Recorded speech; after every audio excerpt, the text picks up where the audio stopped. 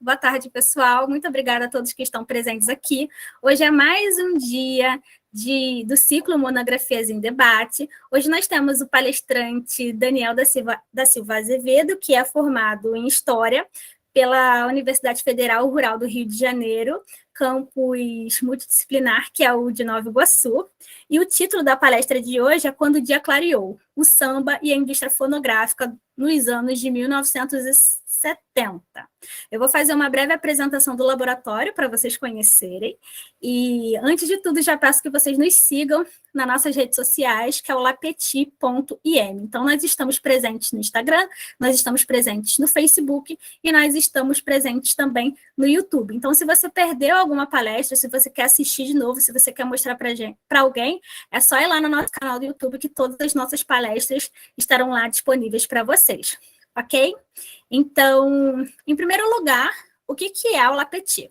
O LAPETI é o Laboratório de Pesquisas em Teoria da História e Interdisciplinaridades, que ele é vinculado à Federal Rural do Rio de Janeiro, do Instituto Multidisciplinar, e ele é coordenado pelo professor doutor José da Assunção Barros, que acho que quase todos vocês conhecem. O laboratório ele existe há cerca de 5 anos e ele tem como objetivo difundir o conhecimento histórico-científico a partir de diferentes ciclos da divulgação do trabalho dos pesquisadores em história.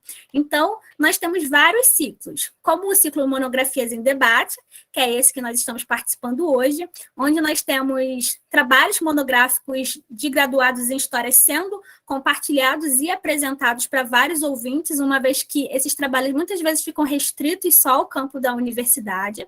Nós também temos o ciclo Teses em Debate, que assim como monografias, ele tem o objetivo de difundir as dissertações e teses dos mestres e doutores. Também temos o ciclo Cinema e História, onde são oferecidas palestras referentes ao estudo de cinema, fotografia, games, imagens, artes e afins. E nós temos o ciclo Interdisciplinar, onde pessoas de outras áreas, que de alguma forma dialogam com história, podem apresentar os trabalhos aqui conosco. Além desses ciclos, o laboratório também oferece cursos gratuitos que são ministrados por diversos professores, mestrandos, doutorandos e doutores, em parceria com a UFRJ e também com o LAPETI, além também de editoras, como a editora Vozes, que participou do curso Conceitos. Em 2022, o LAPETI está ofertando ainda nesse momento, o curso de extensão de História Social, que já está com as inscrições encerradas, mas nós também teremos o primeiro ciclo interdisciplinar, e as inscrições serão abertas para todos vocês. Nós teremos o curso de História das Mulheres, Histórias da Arte, História Política, então fiquem atentos aí às nossas redes sociais. Se você quiser ofertar uma palestra, é só você entrar nas nossas redes sociais e no nosso e-mail. Todas as palestras são gratuitas e o envio do certificado é feito automaticamente após o preenchimento de formulário. Se você tiver algum problema com o formulário, é só você entrar em contato conosco, tá bom? E nossas redes sociais, como eu já falei inicialmente, são LAPETI-IM.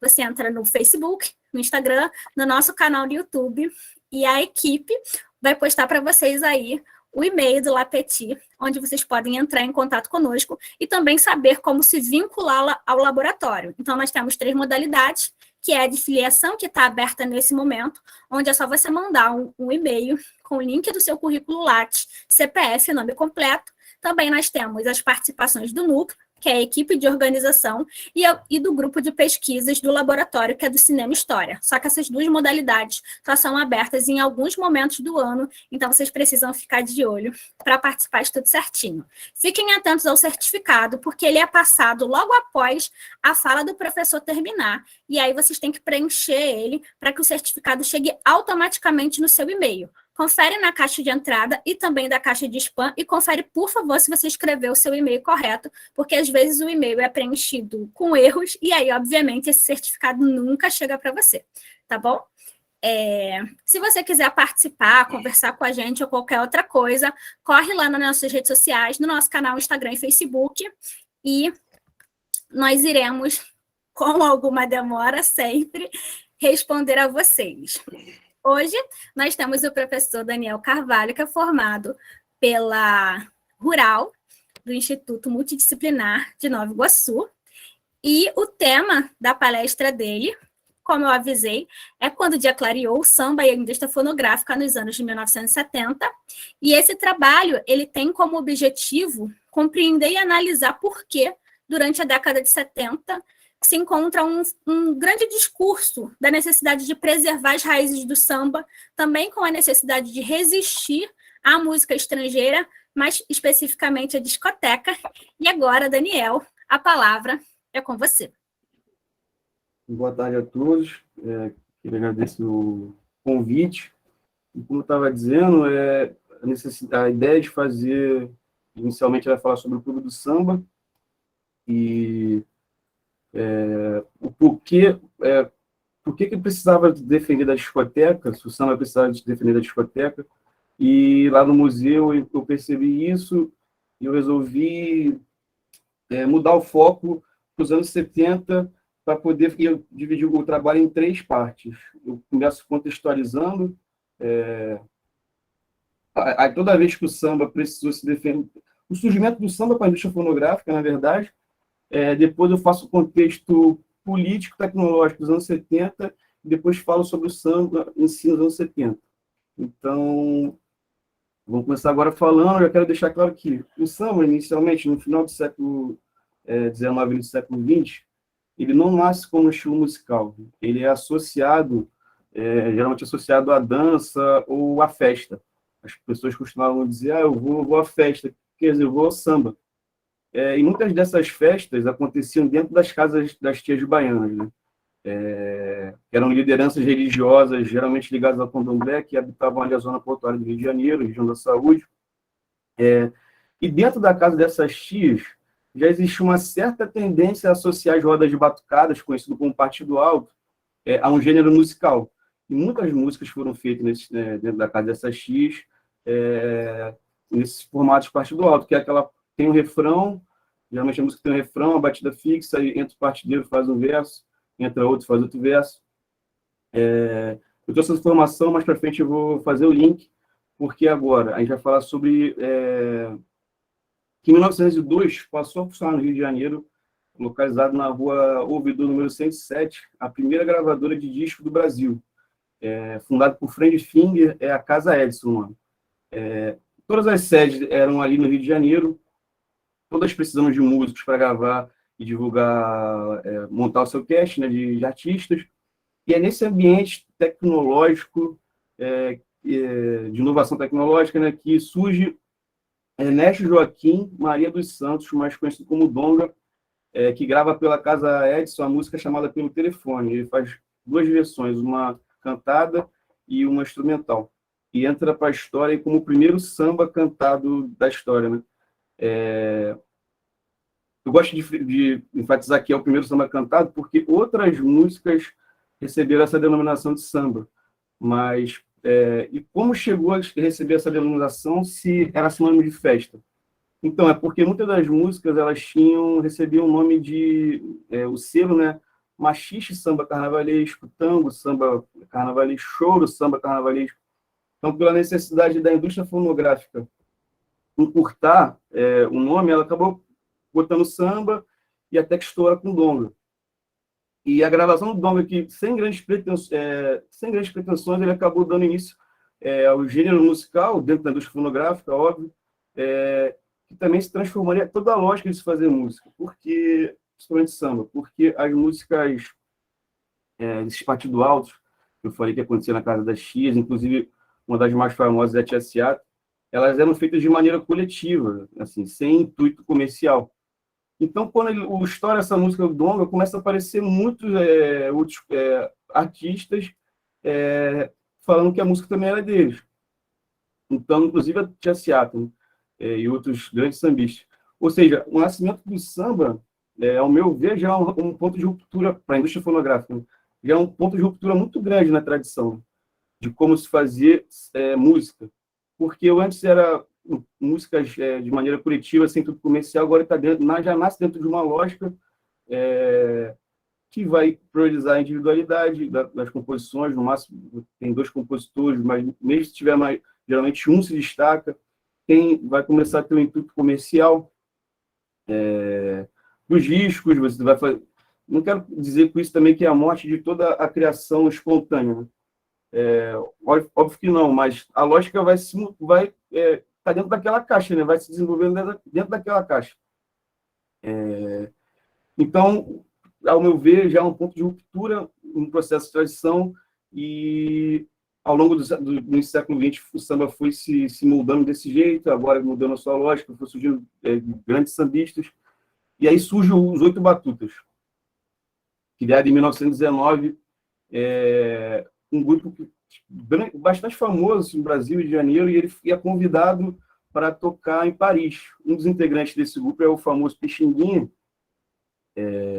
Uma vez em Paris, esse grupo ele entra naturalmente em contato com músicas de diversas partes do mundo, né?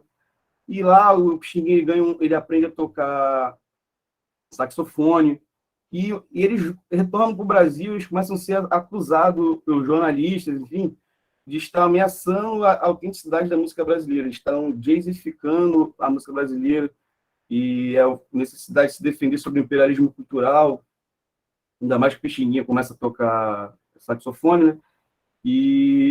Ou seja, o Pixinguinha, óbvio que naquele primeiro momento ele não era o rei do choro que a gente conhece, mas ele já era um músico respeitado, e ele sofreu essas duras críticas. Outro exemplo também que a gente pode ter, Carmen Miranda também, ela faz uma turnê nos Estados Unidos, quando ela volta, ela chega até a cantar o presidente Roosevelt na Casa Branca, e ela volta também é duramente criticada pelos mesmos motivos que os outros batutas. Ou seja, não é a primeira vez, não vou dizer que é a primeira vez que acontece, mas acredito que seja a primeira vez que mais forte tem uma necessidade de se defender o samba, é a primeira vez que a gente pode ver, né? O samba tendo que se defender o samba das influências estrangeiras. Agora, sobre o rádio, em 1923, desculpa, chega a primeira estação de rádio no Brasil, a então conhecida Rádio Sociedade, Rádio Sociedade Rio de Janeiro, que foi fundada por Rocket Pinto. No primeiro momento, ali, a tecnologia possui uma missão civilizatória. O rádio não era para entretenimento, não era para você ouvir música, era só para poder educar a população. E também era muito caro, poucas pessoas tinham rádio, era elite que tinha rádio. Em todas as emissoras, funcionava ali no Rio de Janeiro, e no resto do Brasil tinha um alcance limitado, né? Não era algo tão... Era uma tecnologia que estava engatinhando. Mas o fato da primeira rádio ser no Rio de Janeiro já mostra que tem um caminho propício para o samba se desenvolver e chegar a ser o ritmo por excelência do Brasil, né, como a gente conhece hoje. A primeira conjuntura os discos, a fábrica de discos, agora a gente está tendo os rádios, e sobre o rádio ser um artigo de luxo, ela começa a mudar essa situação com a introdução do rádio de válvula na década de 30, que vai baratear os custos da produção dos aparelhos e possui um público maior de ouvintes. Inclusive, calma aí, você já colocou... Obrigado. Pode passar para o número 2. A gente consegue ver que está aumentando o sistema radiofônico brasileiro, o alcance. Chega aqui em 1950 para 300 e começa a engatinhar. O alcance do rádio passa a ser maior. Não é mais aquela função civilizatória, porque já tem o primeiro programa voltado para a música popular, consequentemente para o grande público, né? Não é uma coisa mais restrita, que é o programa Casé, passa a tocar música. O governo federal também vai incentivar o consumo do rádio, vai mandar botar o Getúlio Vargas, né? Desculpa, vai mandar botar rádios em praças públicas, depois do sucesso do programa Casé, ele vai adotar músicas, programas de rádio também, e as maiores audiências do Brasil eram os programas do Rio de Janeiro. Pode passar também. Obrigado.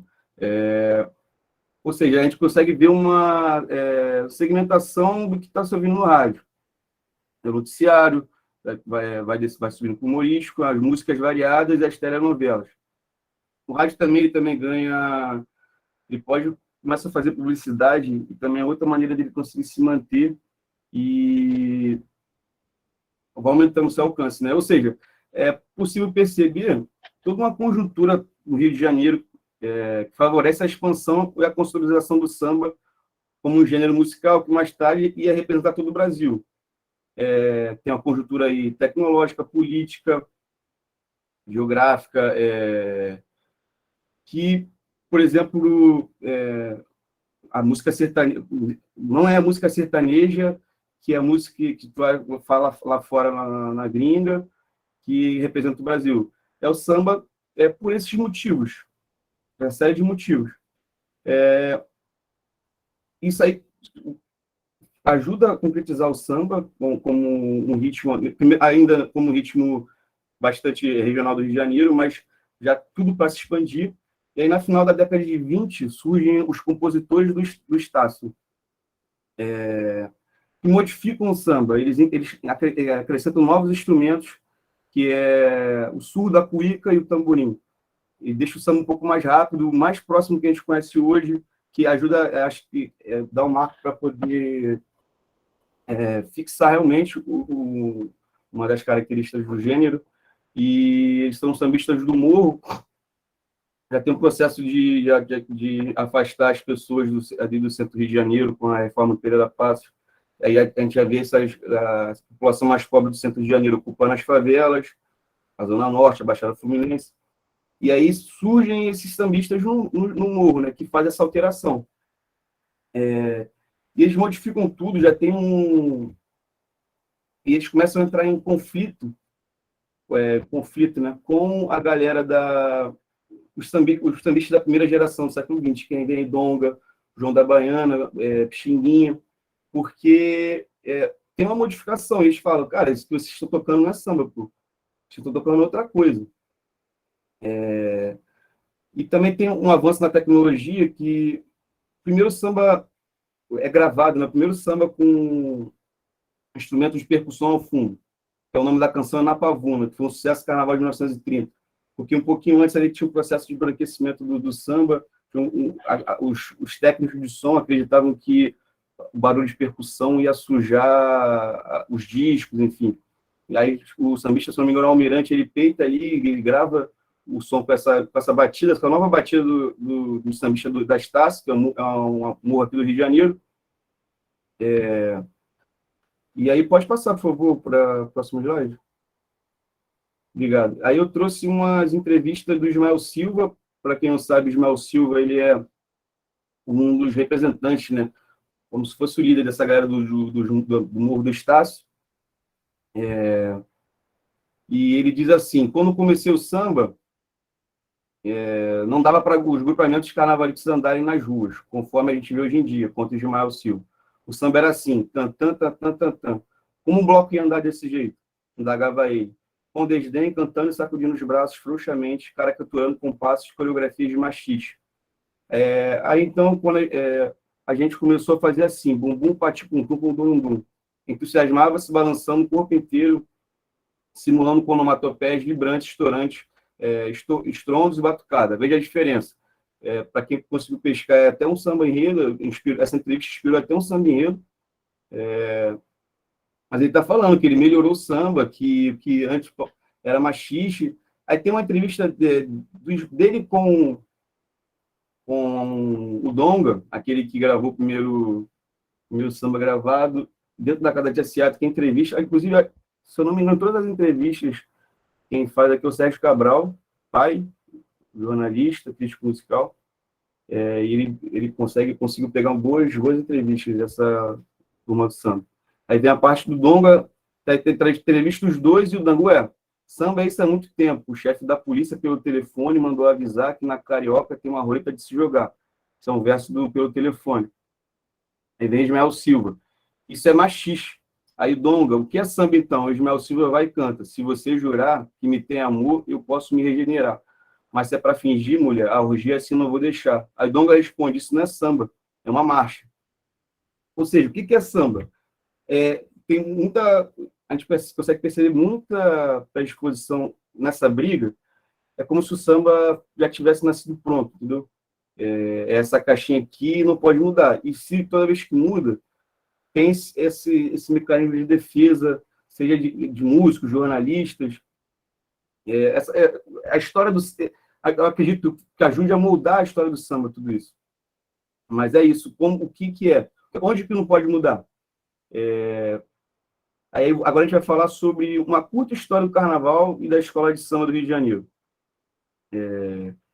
Não dá para falar não dá para falar de carnaval aqui no Rio de Janeiro sem falar de Hilário Jovino, pernambucano, que veio para o Rio de Janeiro, assim como muitos trabalhadores do Norte e Nordeste nesse momento. Tanto é que na comunidade baiana é muito forte entre esses sambistas, e ele cria os ranchos carnavalescos, que ele emenda a folia de reis, a tradição que ele traz com ele, da terra dele, é uma tradição forte no norte e nordeste do país, e ele estica ali, ele cria em 1893 o Rei de Ouro. Ele dá a ideia de esticar ali para o carnaval, mas encontra um pouco de dificuldade, porque já tinha um processo de civilizar o carnaval carioca, porque as tradições que tinham os concubis, os cortejos, tudo já estava sendo muito reprimido nesse processo de civilização. Só que Hilário Jovino, o grupo do Rei de Ouro, consegue convencer as autoridades e desfilam em 93, só porque eles conseguiram, para os olhos aparatos do repressivo do Estado, era mais fácil deixar esses ranchos de origem com a tradição vagamente católica, que eles podiam, de certa forma, era um pouco melhor do que eles achavam ser as outras tribos, os cucumbis, por exemplo. E o sucesso foi tanto que eles já desfilaram no próximo ano no Itamaraty, o presidente Floriano Peixoto, a imprensa começou a cobrir competições, enfim. E é nesse contexto que aparece o rancho carnavalesco A Menor Resedar. É um dos mais famosos na época, e o primeiro a usar o nome Rancho Escola. Diversos ranchos carnavalescos começou a usar a designação acadêmica, a academia, rancho escola, enfim. Só que o termo escola se populariza de fato com a criação da escola de samba Deixa Falar, formada em 28 por Ismael Silva. Tem uma entrevista dele que é muito boa, que ele diz que ele teve essa ideia de colocar o samba, o escola de samba, porque eles bebiam num bar que era em frente a um colégio de formação de professores. Mas a gente já viu que ao longo da história a designação rancho escola apareceu muito, então pode ter sido uma inspiração para ele, mas ele diz que não, que foi essa história aí da escola.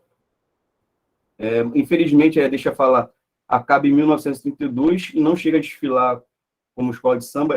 Muitos dizem que era a primeira escola de samba da história, mas como ela não chegou a desfilar na competição, ela não chegou a ser, por excelência, a escola de samba. E ela ia participar do desfile, que era no sábado, só que ela foi convidada para desfilar com as principais do rancho no domingo, porque a tradição de escola de samba está nascendo agora. Enfim, mas como ela não conseguiu, apesar de não desfilar, ela deixa toda uma estrutura de como ser uma escola de samba. Né? Aí, em 1932 mesmo, que ela se recusou a desfilar, 19 agremiações desfilaram. Já foi um sucesso primeiro. 4 anos depois do desfile, já tinha ajuda financeira da Prefeitura do Rio de Janeiro, patrocínio do Jornal Globo, eles formularam já tinha regras montadas pela imprensa e o Estado, que tinha um certame que não podia ter instrumento de sopro. Aí eu vejo com mais uma necessidade de querer defender das influências estrangeiras e a obrigatoriedade das alas das baianas. Já em 1935, os desfiles já constam no programa oficial da cidade do Rio de Janeiro. Só que 6 anos é um período muito pequeno para tudo que está acontecendo. Então, se transformou muito rápido. Trouxe algumas tradições dos ranchos, a porta-bandeira, o porta-estandarte, são tradições dos ranchos carnavalescos. Trouxe diversas... A escola de samba, o carnaval, como a gente vê hoje, bebe de diversas fontes, né, de influência de outras folias, mas trouxe bastante dos ranchos.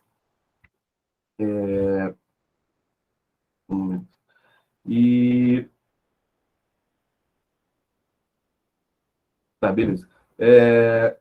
Percebe que a tradição que acabou de nascer está se transformando rapidamente por diversos fatores, Estado, imprensa, a própria indústria do entretenimento. Aí pode passar aqui a entrevista, que agora que eu achei, tinha perdido isso. Isso aqui é o Hilário Jovino, e a entrevista ele diz assim: quer ver uma coisa imprópria?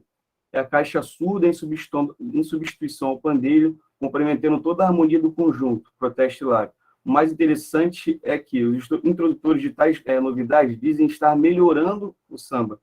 Mas como podem melhorar aquilo que não conhecem? Aí isso é para mostrar para vocês mais uma vez o choque do que é samba e o que não é.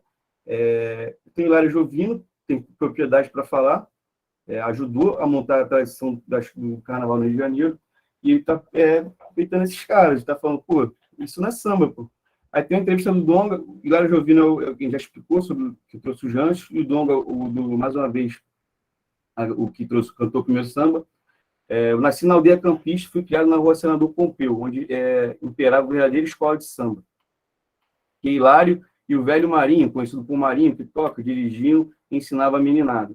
Reforçou o Donga. Essa gente que insiste em dizer que o samba nasceu no morro, talvez nunca ouviu falar disso. Isso é outra questão, outro debate que surge, porque, como eu expliquei, das reformas de Pereira Passos, a ocupação dos morros cariocas, do subúrbio, da Baixada, estoura essa turma do Estácio, essa galera do Estácio, esse novo jeito de se fazer samba, e acaba, tão marcante que a galera acaba atribuindo o samba ao morro. Só que essa primeira geração de sambistas, do início do século XX, eles foram criados ali na região, na zona portuária. Não era no morro. E eles, como é que eles estão falando? Pô, isso não é samba, pô. O samba não é no morro, não nasceu no morro. O samba nasceu com a gente, pô, aqui na zona portuária. Mais um conflito de uma mudança que nasceu de uma mudança de como pular o carnaval, de como brincar o carnaval, onde o samba está inserido. A gente também tem um debate, uma necessidade de se defender sobre a invasão estrangeira. Também quando surge a Bossa Nova, aí agora já é um pouco mais o confronto dos sambistas do morro com essa galera da Bossa Nova, e fala que está jazzificando samba, que mudou a estrutura. Ou seja, mais uma vez, a necessidade e a discussão sobre o que é samba, o que não é, o que não pode mudar, sendo que como a gente vai estar percebendo, o samba está se constituindo ao longo da história. Agora a gente vai falar sobre a indústria fonográfica nos anos 70. E aí tem todo o contexto, que a gente está sobre um governo empresarial militar, que coloca em prática uma série de reformas institucionais e econômicas que deram incentivos fiscais, cambiais, financeiros ao setor privado. Esse período ficou conhecido como Milagre Brasileiro, que contribuiu para a desigualdade social no país, no seu final, mas aumentou a produção de bens duráveis e deu um poder de compra para uma pequena parte da população, que é a classe média. Esses bens começaram, quando eu falo aqui de bens duráveis, eu estou focando ali no televisão, rádio, enfim, fita cassete. Então, esses bens duráveis começam a chegar nas casas dos brasileiros, uma pequena parte dos brasileiros, e apesar de não ser uma grande quantidade, é bem maior do que anteriormente. Pode passar, por favor, Jorge. Aqui a gente consegue ver o aumento do consumo de rádio, combinado de mesa, televisores em cores, televisão em preto e branco. A gente consegue perceber que a partir da década de 70, cresce muito, começa a crescer muito. E esses aparelhos domésticos, uma vez, além disso, né, tem a chegada de novas tecnologias, que é as fitas cassetes, que era muito utilizada em carro. Aí teve a introdução do LP, que chega no início dos anos 70. É uma opção mais barata aí, né, de produção em relação aos compactos simples e duplos. E pode passar, por favor. A gente consegue ver o aumento do número de discos também, da venda de discos, mas agora os compactos simples, duplo LP, tem uma variedade de maneira de escutar música, né, chegando na casa dos brasileiros. E aí, nesse processo, o Brasil se torna um dos maiores produtores e consumidores de disco do mundo na década de 70. Só que, em contrapartida, as empresas fonográficas nacionais sofreram um duro golpe, porque esses incentivos dados dos militares deu para a indústria acaba beneficiando as grandes indústrias estrangeiras, né? Então, e além disso, qualquer gravadora financiar, investir em artista brasileiro, isso também abatia imposto. Então, começou a quebrar um monte de empresas fonográficas no Brasil e aumentar as estrangeiras. Aí, nesse período também, além disso que eu já falei sobre o governo militar, tem um aumento também do desenvolvimento da indústria cultural e, em si, e os meios de comunicação de massa, que também interligam com o mercado fonográfico. A gente vê o governo militar, em nome da ideologia de segurança nacional, ele faz crescer, incentiva o desenvolvimento de meios de comunicação de massa no Brasil. Tem a censura, mas a censura atua aqui como uma maneira disciplinadora. Ela não quer tirar a obra cultural das partes que lhe agradam. Ela quer incentivar uma indústria cultural que fale o que ele quer. Ele não quer acabar com o cinema. Ele quer um cinema que fale bem sobre o governo dele. Então, por isso que a gente vai ver a criação de diversas empresas estatais e incentiva a empresas do setor privado. A gente vai ver na cena que é a Embrafilme, a Funarte, a Embratel. Então, eles conseguem fazer essa ligação por satélite do Brasil todo para poder pegar uma televisão nacional. E agora, a relação que eu faço, né, da indústria fonográfica com a indústria cultural, os meios de comunicação de massa. A música ela não pede licença em relação aos outros tipos de arte ou entretenimento.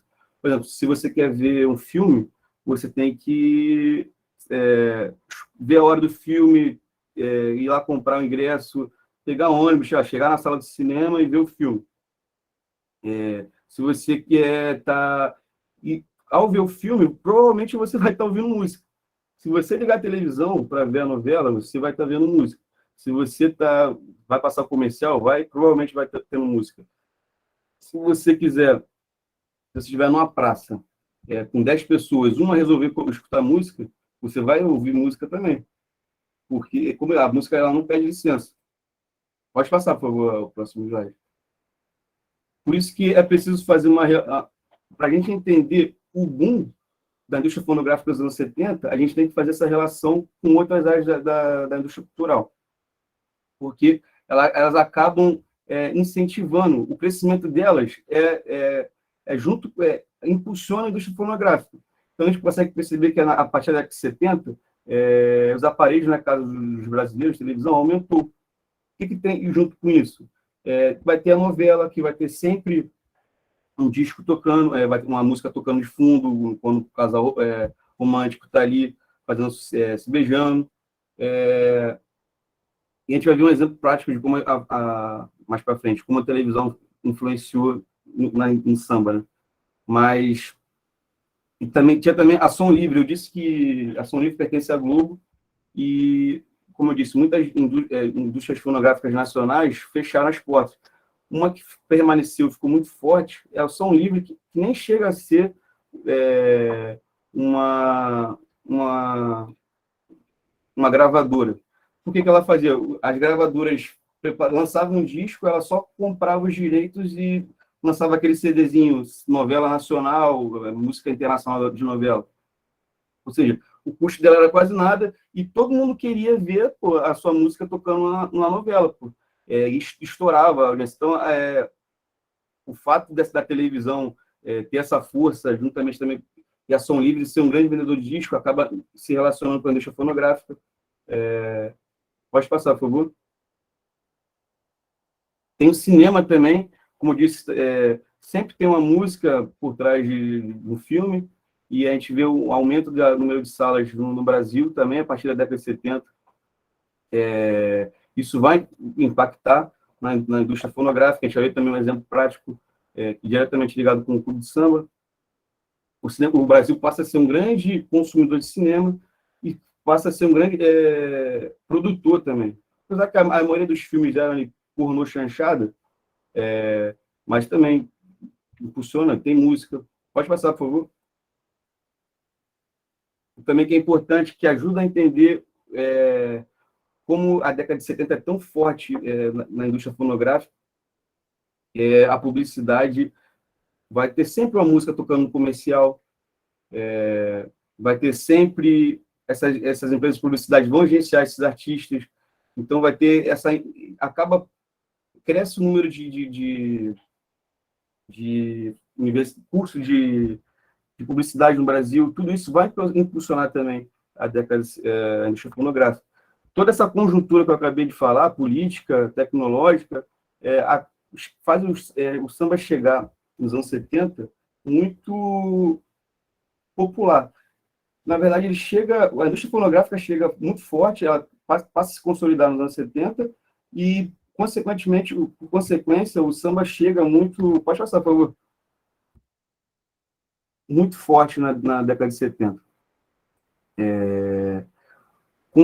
A partir da consolidação do samba na indústria fonográfica, como ensino, passa a ter uma maior segmentação de gênero musical. E aí tem esse estudo aí da NOPE que a gente pode perceber que desde 1965 o samba está como gênero aqui sozinho, porque na real, internacional pode ser qualquer estilo de música, romântico também, MPB que é um pouco, dá para identificar mais, dá para colocar numa caixa, ou seja, mas desde 1965 o samba já está ali, está aparecendo tanto que sai nessa pesquisa. E a gente consegue perceber que tem uma alta aqui em 1968, mas chega a 71 com números muito baixos. Isso já preocupa, já tem uma preocupação, e eu lembro que tem o Sérgio Cabral, ele lança um artigo no Jornal Brasil, que diz que está preocupado, que em pouco tempo ninguém vai mais saber o que é samba, que ninguém escuta mais, mas aí ele acaba com uma mensagem interessante, ele fala, mas Martinho da Vila vem aí, oxalá os tempos sejam outros. E aí, realmente, chega Martinho da Vila, que é o primeiro grande sambista aí a fazer dinheiro com samba. Ele vendeu mais de 500 mil LPs com Canta, Canta Minha Gente, e ele conseguiu passar naquele ano o Roberto Carlos, e passar o Roberto Carlos naquela época não era fácil, ele ainda é um dos maiores vendedores de disco do Brasil. Então a gente percebe que o samba está ficando forte. Até que aumenta a partir de 71, começa a aumentar a força do samba, que cresce tanto, fica tão popular, que a gente consegue surge até uma nova designação de... Os caras começam a usar esse samba bastante popular, classificar como sambão joia, né? Que é um samba um pouco mais caracterizado, não mais perto do característico, né? Eles costumam dar esse nome. Acho que o Benito de Paula ganha como se faz uma ofensa, né? Fala que eles são samba joia. O Martinho da Vila também, apesar que o Martinho da Vila até consegue se desvincular um pouco dessa imagem, se desvincula totalmente, o Benito de Paula um pouco. Mas, ou seja, cresceu tanto e o debate meio que continua um pouco nisso aí, né? Isso aí que tá cantando isso não é o samba que eu toco. Enfim, esses caras começam a ganhar muito dinheiro e é um bom momento para a gente poder analisar o racismo dentro da indústria fonográfica, porque graças a essa popularidade, que o samba chega nos anos 70 bastante popular, graças a essa popularidade e de inovações tecnológicas também, muitos desses sambistas começaram a gravar seus discos só agora, pô. Até que o Cartola, ele grava com 70 e poucos anos, o primeiro disco dele, e ele já era responsável por criar a Mangueira. Ele não tinha gravado um disco ainda. O próprio Donga tem um disco completo, direitinho, um disco póstumo.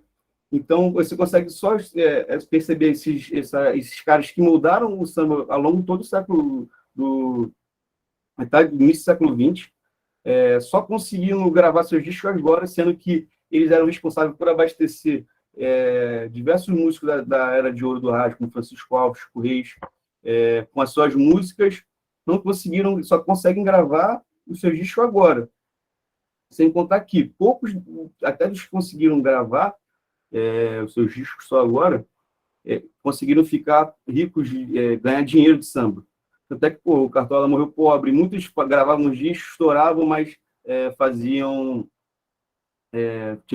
tinha um outro ofício, era pintor, era pedreiro, enfim. Não dava para viver só de música, diferente dos outros artistas. Enfim, outra coisa também o mercado, enfim, vou prosseguir. O mercado fonográfico no Brasil se consolida e se expande, e tudo isso, com a ascensão da indústria fonográfica, juntamente com a indústria cultural, tudo isso está acontecendo, não tem precedente para os tempos anteriores. Tudo aconteceu há muito tempo, está acontecendo muito rápido, tem um alcance muito maior, então é natural, na escalada desses acontecimentos, a gente ter um embate maior dos debates que vão acontecendo desde sempre, como a gente viu. Então, é por isso que é possível ver Antônio Candé Filho, que é um sambista membro da diretoria da Portela, criar em Rocha Miranda, no dia 8 de dezembro de 1975, o Grêmio Recreativo de Arte Negra Escola Samba e Quilombo. Também Candé escreve com Ednardo Araújo, ele publica um livro chamado Escola de Samba, Árvore que Perdeu Raiz. Qual era o objetivo dele? Ele queria resgatar os elementos da cultura negra, ao mesmo tempo de preservar a tradição do samba e o carnaval carioca, que estava em rápido processo de mudança. O samba realmente está mudando muito rápido, só que a crítica do Candeia esbarra em uma coisa: ele quer resgatar as tradições. Mas de qual carnaval seria a tradição? De qual momento ao longo do século XX preciso se manter? Porque o próprio nascimento das escolas de samba é um processo de ruptura com o jancho carnavalesco. Não é um processo de ruptura, né, mas bebe de tradição de diversas outras representações de carnaval. Não nasceu pronto. Ele está se transformando.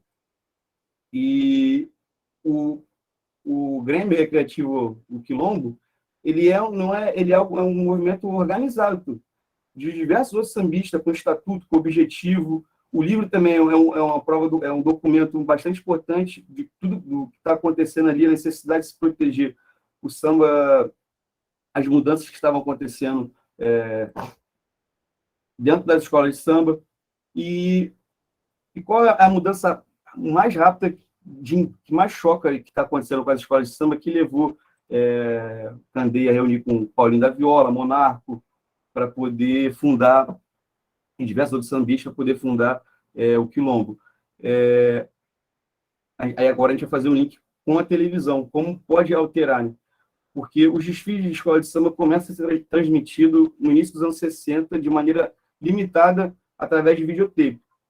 Só que aí, nos anos 70, surge a televisão em cores, em 1972, juntamente, aí já pega o gancho do número de televisores aumentando na casa dos brasileiros. Então, o cara que está ali no sul, no nordeste, no norte, ele não sabia o que era o carnaval, não tinha visto ainda. Agora está tendo oportunidade de ver. Muitas pessoas tendo oportunidade de ver pela primeira vez como é uma escola de samba. E as pessoas que se encantam com o desfile, que acham bonito, começam a se aproximar mais. Começa a surgir escola de samba em outros partes do país. Mas toda essa visibilidade proporcionada aí pela integração dos satélites que ligou a televisão no Brasil, pelo aumento de televisão na casa dos brasileiros, trouxe muita gente para as escolas de samba, está querendo participar dessa festa. Então, tem uma invasão da classe média muito grande. Aí você tem invasão de figurinista, invasão, né, que eu digo, começa a fazer parte, figurinista, artista plástico, e começa a acrescentar uma coisa aqui, tirar outra, mudar, de uma maneira muito rápida. Por isso que Candeia ele tem a necessidade de defender essas tradições, só que ele não deixa claro qual tradição ele quer preservar. Até onde que não é para mudar, sabe? porque os sambistas estão de algo antes sem precedentes, porque a força do meio de comunicação de massa recém-estabelecido e a velocidade que ela está transformando as coisas. Por isso que a gente consegue encontrar muito samba feito na década de 70 que fala um pouco disso, né? Tem a música Não Deixe o Samba Morrer, é da década de 70, tem Agoniza Mas Não Morre, tem uma do Paulinho da Viola que eu gosto, ele fala assim, tá legal, eu aceito o argumento, mas não me altere o samba tanto assim. Olha que a rapaziada está sentindo a falta de um cavaco, de um pandeiro e de um tamborim. Mas aí a pergunta para o Paulinho da Viola, o que é tanto assim, né? O que não pode mudar? Mas ele deixa claro, faça como o velho marinheiro que durante o nevoeiro leva o barco devagar, e complementa depois a música. Ou seja, a velocidade é o X da questão também. Como eu disse, não tinha precedente porque esses caras estão vivendo. Aí a gente chega no Brasil nos anos 70, o sucesso mundial da discoteca. Disco music, enfim. Aí, mais uma vez, contando com toda a estrutura da conexão dos meios de comunicação de massa, ela estoura no Brasil como? Em 1977, com o filme Os Embalos de Sábado à Noite. Que é uma febre nacional, a discoteca, graças a esse filme, é uma febre nacional. Já em 1978, a Rede Globo lança a novela chamada Dancing Day. Então, estoura mais uma vez. E uma vez que agora esses músicos que estão no centro da indústria fonográfica, que acabaram de gravar seus discos, de fazer sucesso, estão perdendo espaço para essa discoteca. Principalmente porque a indústria fonográfica começa a dar os seus primeiros sinais de crise, tendo em vista que o milagre econômico já começava a demonstrar insustentável. Então, uma vez que, pela primeira vez, esses sambistas têm possibilidade de escalar essa defesa, né? É nesse contexto que João Nogueira Batista Júnior, mais conhecido como João Nogueira, ele tem a iniciativa de criar em 1979, no final já dos anos 70, o Clube do Samba, como maneira de resistir à invasão da discoteca no Brasil. Também tem toda a preocupação com os músicos, dos sambistas também, porque a discoteca era você botar a música lá e dar o play e vai. Aí, por causa disso, por baratear, muitos músicos começaram a perder, muita banda ficou sem emprego, porque agora era só apertar o botão lá. Então, eles tiveram necessidade de se defender sobre o que estava acontecendo. Pode passar, por favor, o slide. E aí, ele vem dizendo, acabou a época romântica do samba. Se nós não tomarmos cuidado agora, dentro de uns poucos anos, as novas gerações não vão nem saber quem foi Natal, Monarca, Cartola, Calça Larga, para falar de pouquíssimos. E as escolas destilarão o ritmo discoteque, é um dos nomes também, substituindo a bateria por naipes de guitarra e baixos elétricos. Ou seja, um pouco parecido, até um movimento organizado também, porque o samba é grande pra caramba, chega a ter estatuto, até tem uma finalidade até um pouco mais burocrática, porque a escola do Quilombo do Candê é uma escola de samba, mas o do samba chegou a ter escritório, enfim, tudo certinho. E o João Nogueira, apesar de ele não fez parte do Quilombo do Candê, mas ele chegou a frequentar as festas na quadra, ou seja, ele teve contato também com o Candê e talvez tenha sido essa inspiração, né, de se organizar, esses dois movimentos organizados.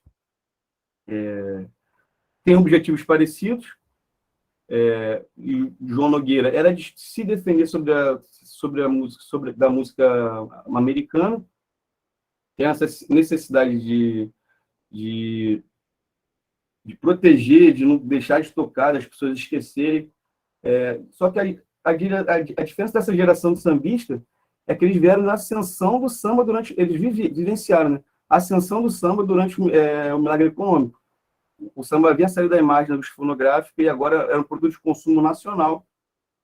No momento da história do Brasil, que os meios de comunicação, dos fonográficos de massa se consolidavam.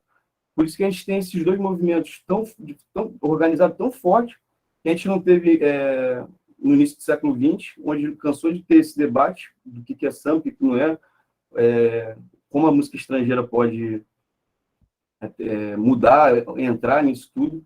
E é tão emblemático que não teve antes e nem depois. Porque na década de 80, quer dizer, o samba não para de... não teve depois mais dois movimentos organizados.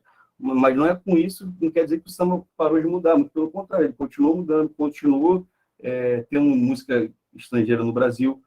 Tanto é que na década de 80 tem o boom das bandas de rock internacional, rock pop nacional. Fez sucesso tão, do mesmo jeito que a discoteca. E também o samba também muda, porque surge a galera do fundo de quintal, aí vem o Zeca Pagodinho, além do Cruz, toda essa gente que também modifica o samba e deixa o samba um pouco mais rápido. E aí ele coloca o instrumento aí, o repique de mão, o surdo e o banjo. Ou seja, é tão emblemática os anos 70 que a gente só consegue ver um tipo de movimento desse nível, desse tamanho, na década de 70. Pode ser que venha a ter no futuro, porque as coisas estão mudando também agora muito rápido, mas a gente consegue estar diante aqui da consolidação, expansão da indústria fonográfica, junto com os meios de comunicação de massa, e esses sambistas que finalmente agora estavam no jogo, né?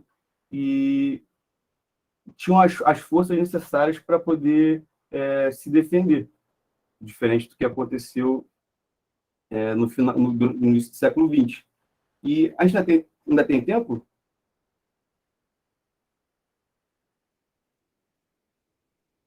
Não estou ouvindo. Está me ouvindo? Tô. Ainda tem 10 minutinhos, você pode falar. Pode passar um vídeo? Você consegue passar um vídeo?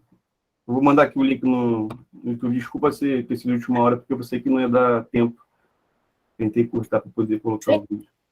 Ô, Daniel, vê se aparece, porque eu sou meio lenta com esses negócios de compartilhamento. Então, vamos lá. Tá, ok. Tá aparecendo para você alguma coisa? Não. Tá aparecendo para alguém aí? Vou parar aqui a partilha e refazê-la. Espera.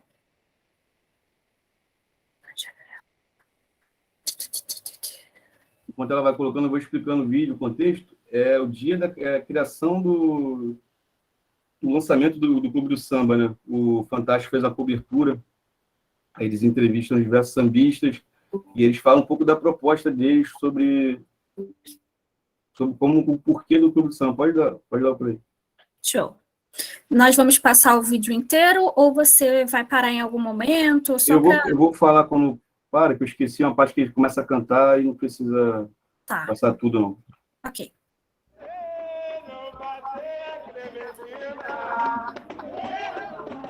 Só faltava a Clementina de Jesus para a festa começar.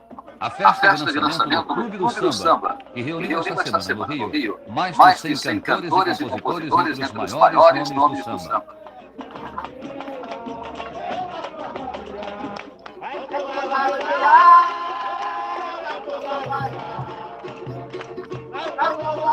A festa que teve Bete Carvalho, Clara Nunes, Martinho da Vila, Dominguinho do Estácio, Catone da Portela e muitos outros sambistas foi na casa de João Nogueira, porque foi o próprio João que teve a ideia de criar o clube.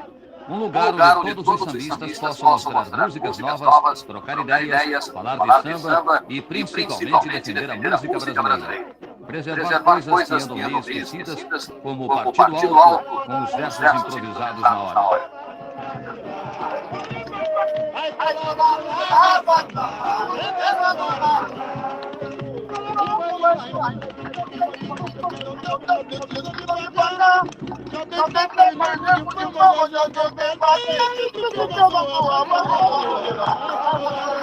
Este Partido Alto vai para o lado de lá é, na verdade, uma homenagem a um compositor que certamente vai fazer muita falta ao Clube do Samba, o velho mestre Candeia, que morreu no final do ano passado.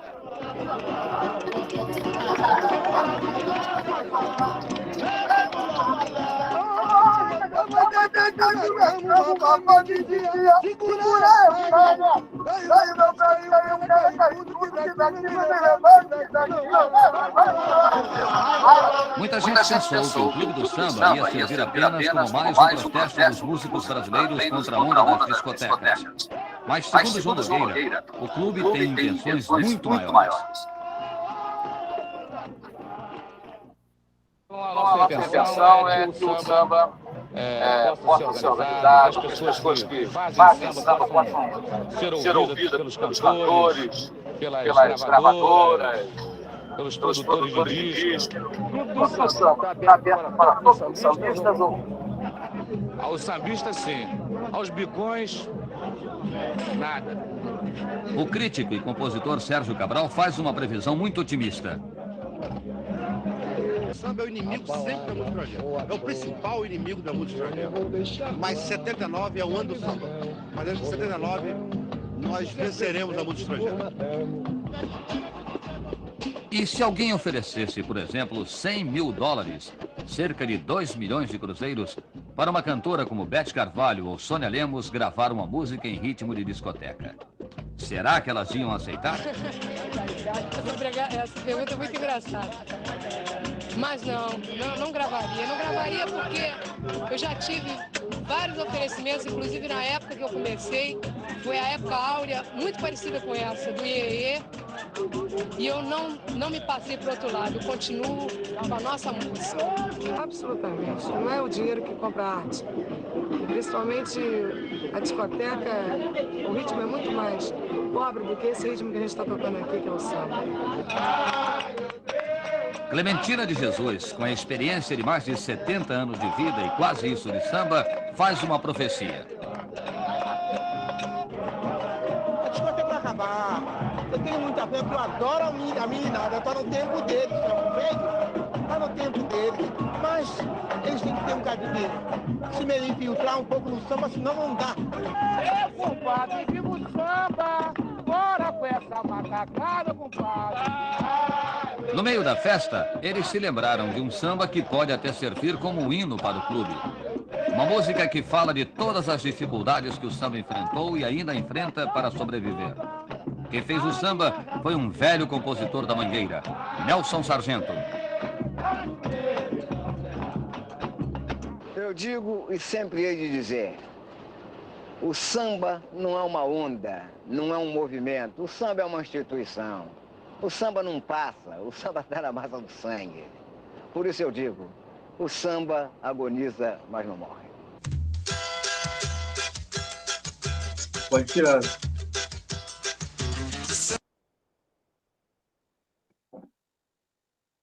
Então é isso, a apresentação. Espero que tenham gostado. Eu queria acabar com o vídeo para vocês entenderem, verem o clima do que essa galera está falando, a ponta da imprensa está cobrindo. E aí a gente faz todo esse contexto, né, com o que está rolando, que rolou nos anos 70. E como por que a gente encontra esse movimento, esses dois movimentos organizados para proteger a história do samba, para proteger o próprio samba, na verdade. Alguém tem uma pergunta? Agora é roda de pergunta, né? Oi, Daniel. Sim, antes do pessoal começar a falar, eu vou fazer minha própria pergunta. Enquanto isso, pessoal, quem quiser participar, colocar alguma consideração, alguma pergunta, ou levanta a mãozinha que está aqui embaixo, ou escreve aí no chat para a gente trocar aí uma ideia com o Daniel. Daniel, eu fiquei cheia de dúvidas, tenho várias perguntas para fazer. Alguns dos grandes nomes dos anos 70 do samba já faleceram, né, como a Dona Barbosa, do Demônios, Clara Nunes, Bezerra da Silva, mas algumas outras estão vivas, como a Beth Carvalho, a Alcione, e etc.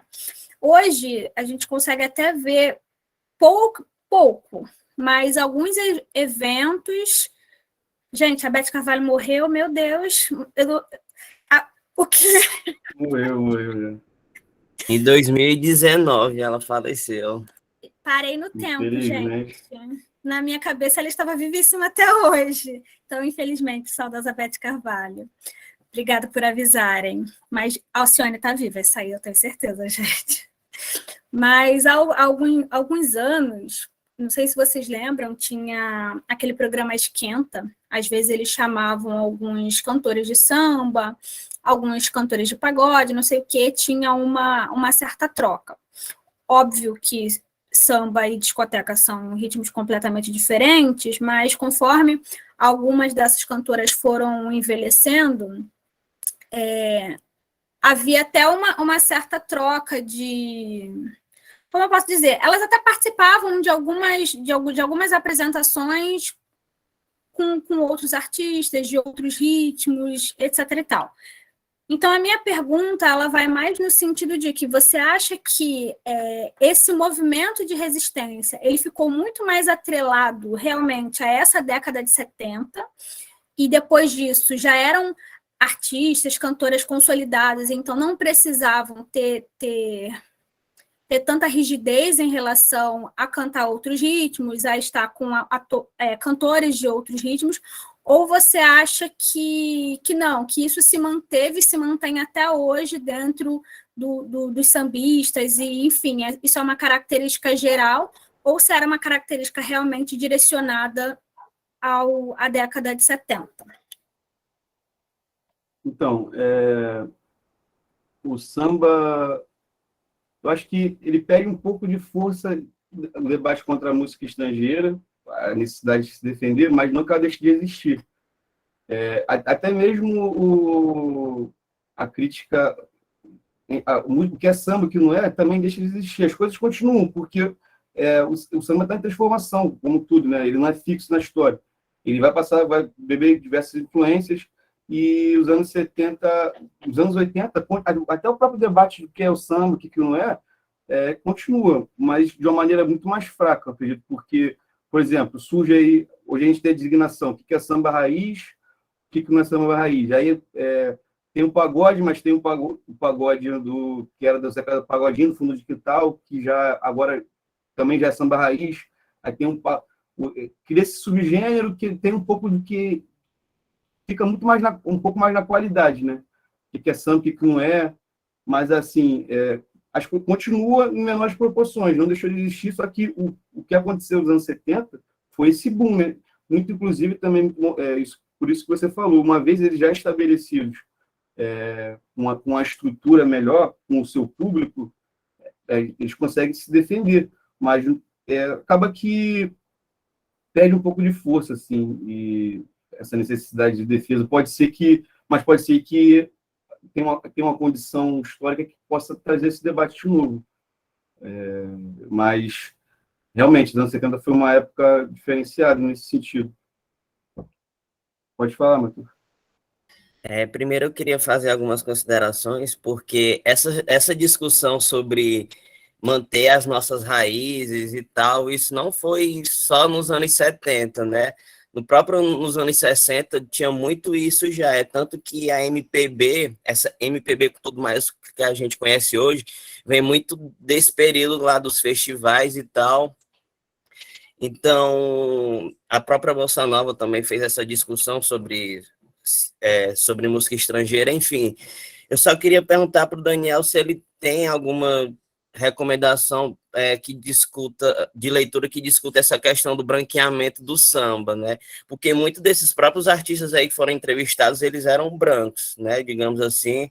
Não que seja um problema o branco não gostar de fazer samba, mas eu acho que isso é interessante perceber isso. Não, sim, só acho que só o que foi entrevistado ou que deu entrevista que você disse que era branco? Tipo, tem o Martinho da Vila, que eu sei que é negro e tal, mas Clara Nunes, Bete Carvalho, toda essa galera que aparece ali são brancos, né? Eu sei que tem os negros ali em volta, de compositores e tal, algumas figuras mais históricas que ele trata, mas dá a entender que essa galera que encabeçou esse movimento são esses artistas que eu falei primeiro, né? Clara Nunes, Bete Carvalho, João Nogueira. Ah, sim. Parte do João Nogueira tem uma adesão de bastante, nem todos estavam ali, tá? Mas tem gente, tem uma galera que encabeça o jornalista, ele é branco também, mas todos os músicos também estavam fazendo parte, a maioria ali, né? apesar que, como eu disse, a questão do racismo, infelizmente, não tiveram oportunidade de gravar esses discos, então, realmente, não são a linha de frente dessas pessoas mais famosas, né, nesse primeiro momento. Mas, e outra coisa também sobre o debate que você disse dos anos 60 da Bossa Nova, da MPB, realmente, o debate um pouquinho começa ali. A MPB também tem, né? Tem até aquela passeata contra a guitarra elétrica, né?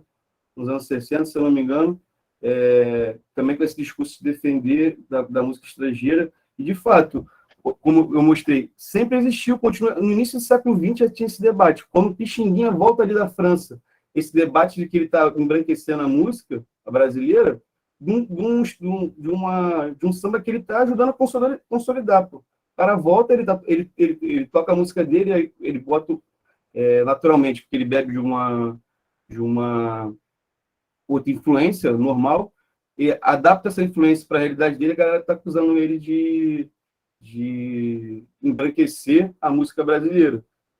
Então, enfim, não tem muito para onde fugir, principalmente até a década de 70, como tu disse. Nos anos 60 também foi muito forte, mas para o samba, assim, no sentido de força, porque nos anos 60 teve a passeata, né? Mas algo desse jeito, eu acredito que na MPB, mais próximo, assim, se eu não me engano, o movimento da Tropicália, né? Mas nem na MPB teve algo como o Clube do Samba e o quilombo do Candeia, no sentido de ter que proteger, né, a música nacional.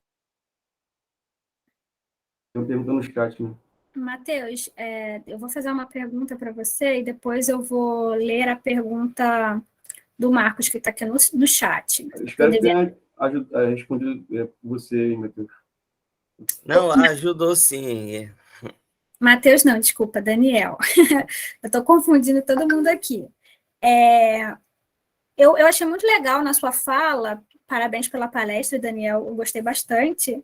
Eu achei muito interessante você trazer a questão de que o morro não nasceu no samba, mas na zona portuária, que isso foi um debate durante um tempo, porque havia as pessoas que diziam que o samba tinha nascido no morro, e aí eu fiquei com uma certa dúvida em relação a isso. Será que por conta dessa questão do embranquecimento do samba, dizer que ele tinha nascido no morro, será que queria realmente se referir ao morro espaço físico ou morro características da negritude? Isso ficou um pouco ambíguo para mim, não consegui entender. Acho que você poderia me dizer melhor. E tem outra pergunta também. Pode fazer.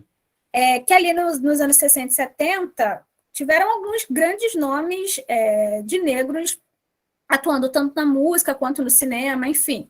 Aí nós temos o Johnny Alf na bossa, temos o Grande Otelo, que foi ator, também foi sambista, também temos o Wilson Simonal, que também foi cantor, um dos grandes cantores brasileiros, que inclusive teve um grande problema com essa questão da ditadura. Porém, para quem não está no segmento da música e para quem é mais novo, esses personagens eles foram quase que esquecidos. E aí, por conta disso, eu gostaria de fazer um atrelamento ao que eu perguntei antes. Será que essa questão de atrelar o samba ao morro era uma tentativa de alguma forma, manter as características negras do samba, uma vez que esses três homens que eu falei, que foram artistas brilhantes do século XX, eles foram esquecidos e já existe um debate relacionando esse esquecimento forçado deles à questão da negritude? Não sei se ficou muito claro, mas essas são minhas duas dúvidas. Eu vou tentar responder a primeira, depois eu passo para a segunda. Então, é porque aí o Rio de Janeiro, no início do século XX, principalmente ali na zona portuária, é um lugar de imigrantes nordestinos, do Norte e Nordeste. Até que a maioria dessas cheias baianas, a maioria desses sambistas, eles são da Bahia. Aí também porque tem um debate que eu tentei não entrar na monografia, de onde nasceu o samba. Se é na África, se é da Bahia ou se é do Rio de Janeiro. Mas é nesse contexto que ele surge na indústria fonográfica e ele é desenvolvido dentro dessa região. É música negra, de diversas influências também, principalmente música negra, batucada música negra, que bebe também de diversas influências ali porque o Rio de Janeiro, naquela época, antes das reformas do Pereira Passos, que expulsa, acaba com os cortiços, expulsa a população mais pobre para os morros, era tudo ali no Rio de Janeiro, nessa região, principalmente da zona portuária. Era uma região pobre, de maioria de pessoas negros, de baianos, enfim. Aí nasce para a indústria fonográfica, vai se popularizando durante todo o século XX. O samba, inclusive, tem até uma treta também, porque nesse processo de fama, de crescimento, tem uma rixa dos sambistas cariocas com os sambistas, no caso da Pixinguinha, se eu não me engano, Donga, que eles são baianos, dessa comunidade baiana do Rio de Janeiro. E aí tem uma briga, tipo, aí nasce, inclusive, aí, o samba é da Bahia, não o samba do Rio de Janeiro. Então, é uma área que não chega por ser na zona portuária, a gente tem que tentar tirar o olho, como é um pouco hoje, a centro do Rio de Janeiro, mas era uma área pobre, periférica ali. Só que nasce nesse ambiente, só que eu não gosto de trabalhar com a ideia de que o samba ele vai se constituindo, entendeu? Porque se tu fala uma parte de nascer, fica parecendo nesse sentido, né, de que ele não vai mudar, ele nasceu pronto. Não, ele foi se constituindo. Então, nesse primeiro momento, esses caras da zona portuária começam a divulgar o samba. Só que quando chegam nos anos 30, surge, já com essa periferia expulsa do centro do Rio de Janeiro, já ocupando o Morro da Mangueira, Baixada Fluminense, Estácio, surgem esses sambistas e explode, que eles realmente mudam o jeito de se tocar. Então, cara, samba de morro, samba do morro. Porque tem esse boom dentro, e esses sambistas se localizavam ali. Eles são de outra geração, de um outro jeito de tocar. Só que aí tem esse embate por isso, porque esses caras que eles não cresceram no morro. Teoricamente, é uma coisa que está acontecendo agora, essa população pobre ocupando os morros. Por isso que tem esse conflito entre eles mesmos, entre os próprios sambistas, porque começa a ter o debate de quem seria de quem é o criador, quem são os primeiros. Aí vem até a primeira trindade de samba, né, que é o Pixinguinha, Dongo, João da Baiana. Eles vão ser os principais. Aí também tem... E todos eles são da zona portuária ali. E tem aí o Hilário Jovino também, que também é imigrante, mesma situação da zona portuária. E eles não criaram, não cresceram no morro. Por isso tem esse debate, entendeu? A gente conhece como samba de morro, samba do morro, foi por causa dessa situação, que explode um outro gênero, tem uma mudada e fica extremamente popular, e as pessoas meio que acabam esquecendo dessa galera da zona portuária. Por isso fica parecendo que eles que inventaram o samba, entendeu? Por isso tem essa briga. Entendi. Se eu conseguir ser claro. Não é questão da branquitude ainda não nesse momento. A questão de embranquecimento do racismo existe o tempo todo, porque no papel, dentro da indústria fonográfica, de limpar os arranjos da música. Tanto é que só naquela música Na Pavuna que a gente consegue ouvir uma percussão. A gente consegue ouvir uma batida mais forte, que antes não tinha. E sobre o Grande Otelo, qual foi a pergunta mesmo? Não, eu estava fazendo uma relação com esses dois casos, porque eles foram 3 grandes nomes da música e da arte brasileira, mas foram esquecidos, e hoje há algumas pesquisas que atrelam isso ao fato da negritude. Aí eu estava perguntando se essa questão do samba de morro e tal, se isso tinha a ver com a negritude, aí usei esse exemplo. Inclusive, você falou do Grande Otelo, tem um filme dele, tem até no YouTube, o filme é bastante antigo, é preto e branco, mas é muito bom. Rio Zona Norte, que conta a história. O Grande Otelo é um sambista do morro, carioca, se não me engano, no Estácio também, e, enfim, ele sofre... começam a rouba a música dele, enfim, ele sofre, tem um monte de problema, mostra como seria a vida do sambista no início ali do século XX, inclusive o racismo, né? Porque pessoas brancas compram a música dele, que acontece muito.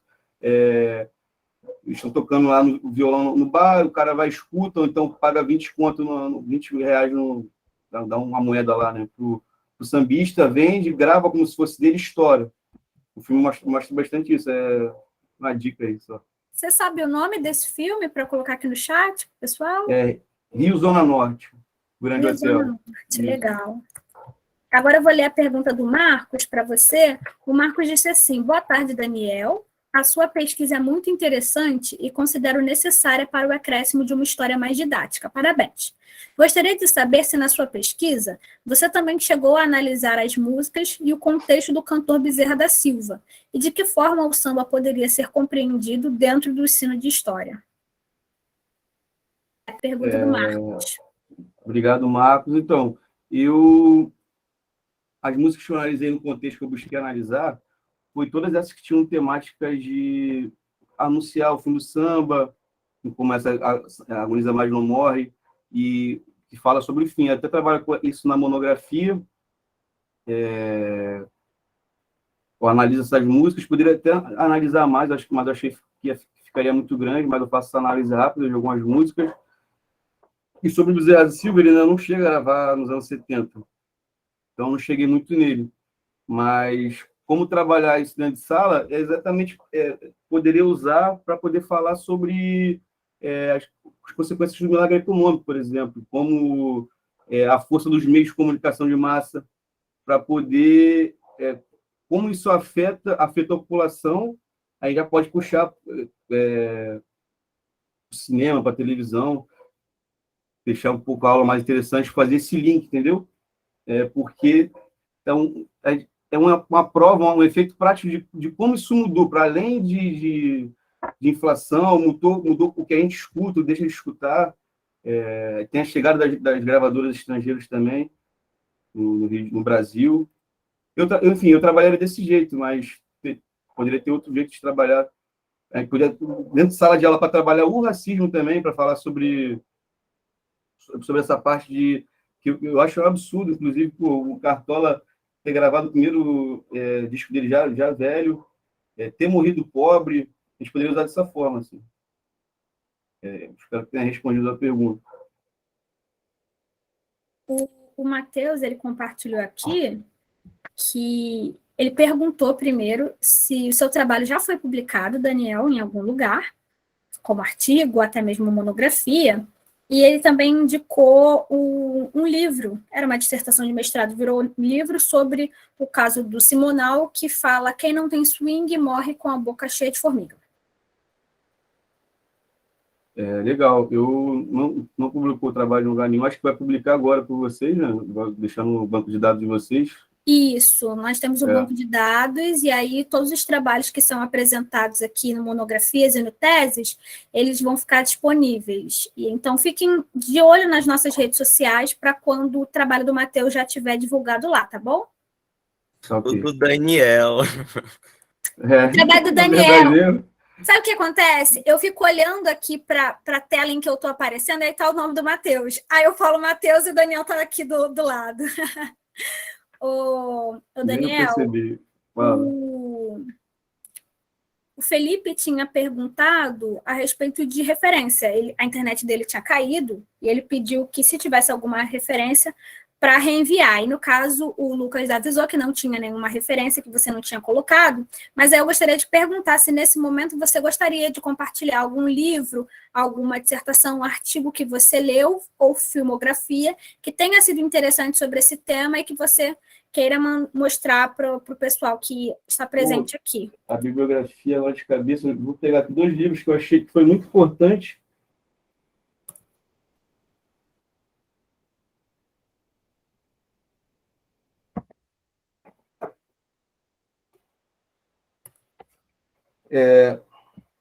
Tem isso aqui do Magno Mussolini Siqueira, que é Samba e Identidade Nacional, das origens até Ara Vargas, que faz um trabalho... Ele é músico, inclusive, alguém falou que era músico, eu toco só tabaco, né? Estou aprendendo, na verdade.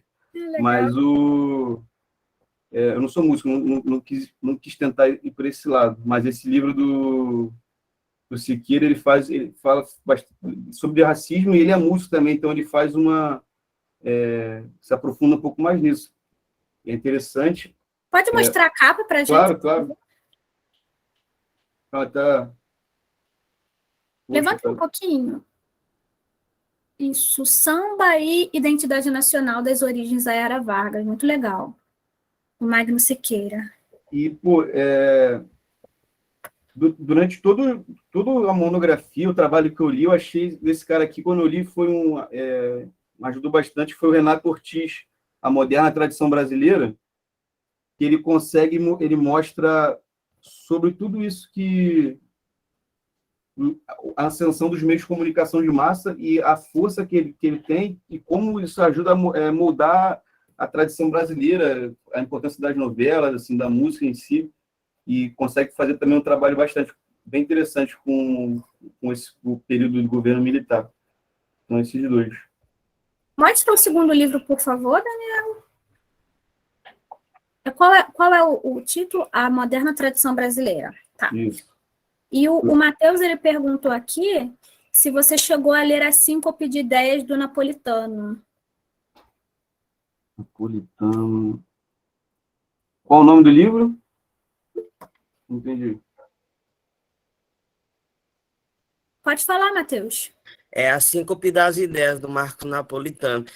Caso tu não tenha lido, eu recomendo, porque nesse livro o Napolitano fala justamente essa construção, a construção dessa tradição do samba na nossa historiografia. E ele fala das discussões desde o início, essa coisa do Pixinguinha que tu citou, ele fala lá, as discussões com Noel Rosa na década de 50 até chegar à MPB que a gente conhece. Então, eu acho que é uma boa referência. Ah, sim, eu não li esse livro, mas eu usei muita referência do Napolitano, porque e tem outros textos que falam sobre samba nessa pegada também. Ele é um bom entendedor sobre o assunto mesmo. Ô Daniel, eu acabei confundindo a referência do outro livro. Você poderia falar novamente? A Era da Modernidade? O primeiro? A Moderna Tradição Brasileira. Vou botar aqui no chat.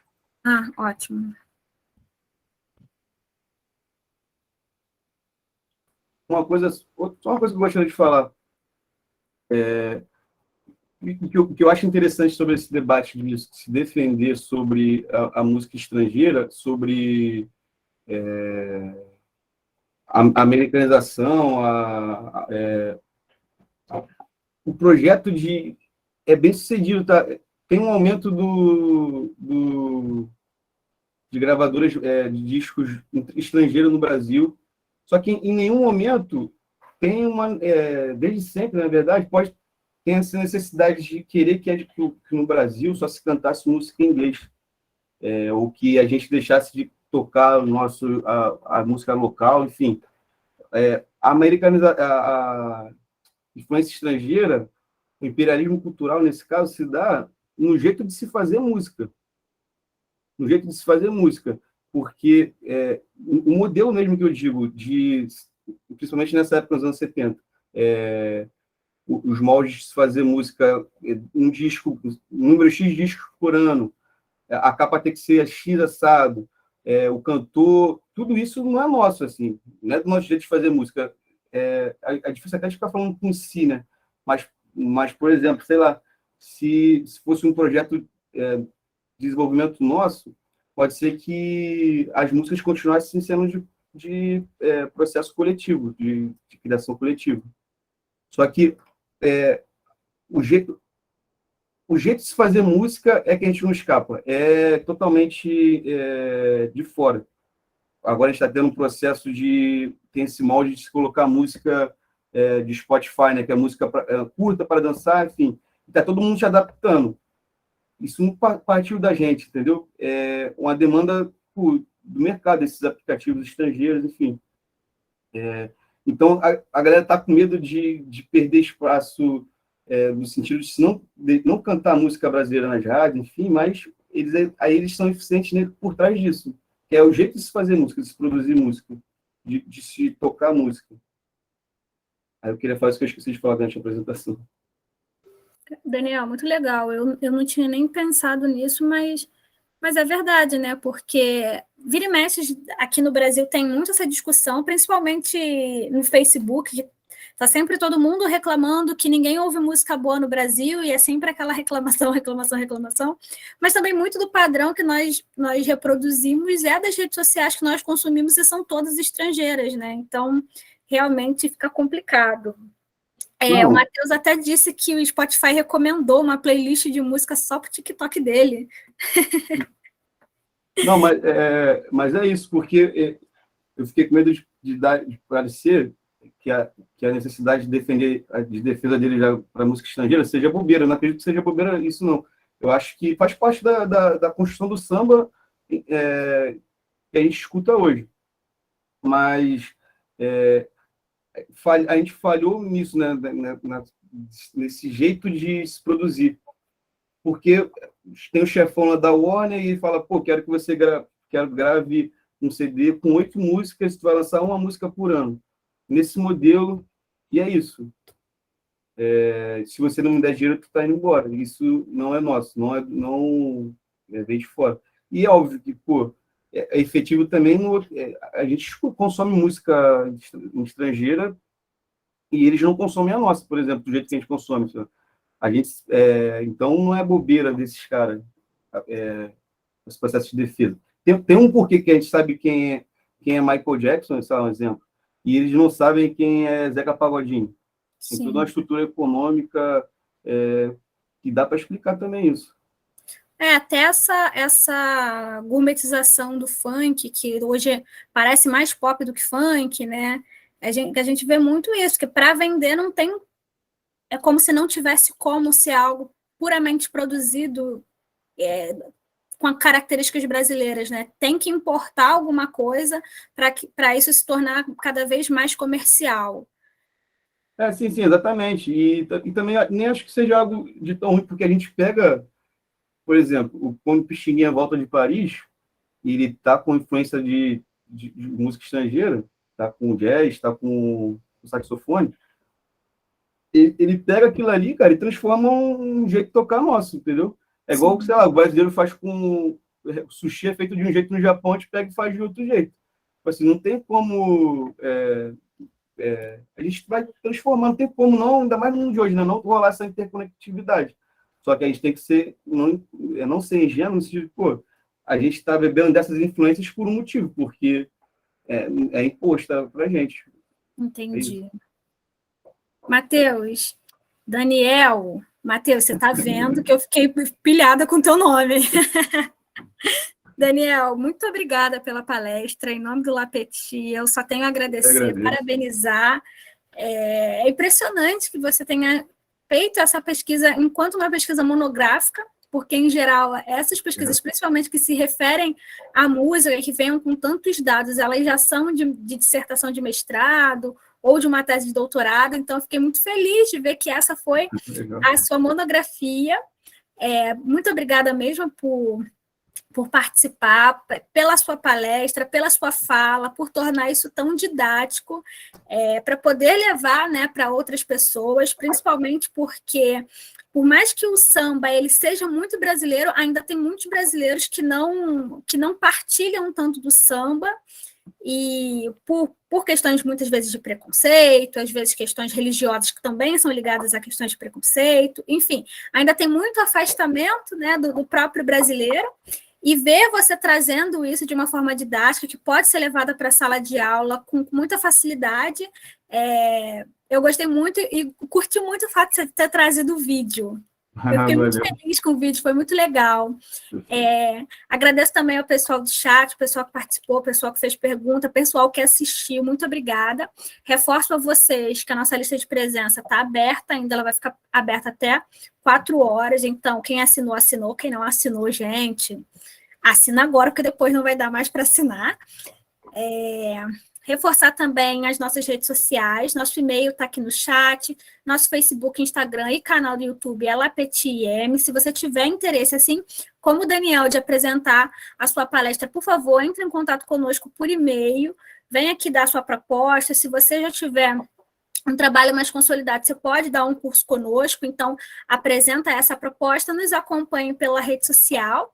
E muito, muito, muito obrigada, Daniel, em nome do professor José de Assumpção Barros, que não pôde estar presente por motivo de saúde, e do LAPETI. Eu quero parabenizar muito você, o seu trabalho, a sua pesquisa, e agradecer demais a todos os nossos ouvintes no dia de hoje. Muito obrigada, pessoal. Obrigado, pessoal, e todo mundo que escreveu no chat aqui. Obrigado, e manda um abraço para a Assunção também. Obrigado pelo convite de novo, espero que ele melhore. Tá bom, gente. Tem pessoal aqui parabenizando e agradecendo no chat. Agora vocês já estão dispensados. Tchau, pessoal.